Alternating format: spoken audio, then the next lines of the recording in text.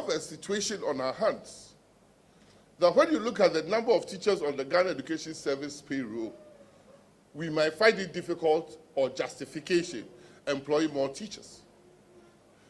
But that is the global situation.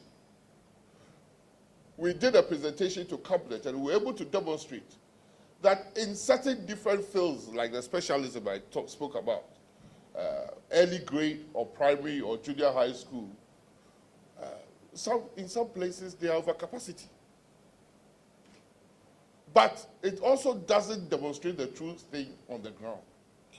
Because you go to Ashanti region and you find that there are a lot of vacancies or overcapacity in primary education.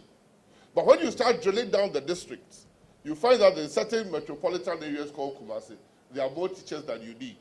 But in Seche district, there are less teachers. So deployment is going to be a key stuff in our next area of rationalization.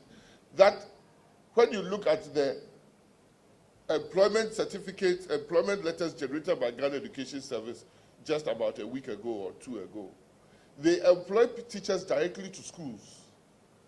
Hitherto, they say, oh, Ashanti region says we need 9,000 primary school teachers. They will take 9,000 primary school teachers and dump them in the regional office in Ashanti region. The human resource manager then distributes, invariably, they distribute towards where the teachers are not needed.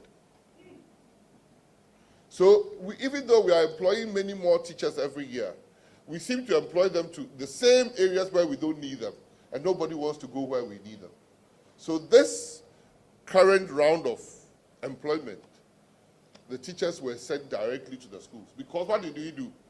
The Ghana Education Service, the Deputy Director General, in coming up with a timetable with the schools, found out that there are some deficits in the schools. So the schools declared deficits.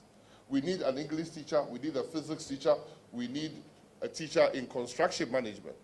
So when Ghana Education recruited, they recruited a construction management teacher and posted them to the school that needed it, which never happened before sometime 2 weeks ago.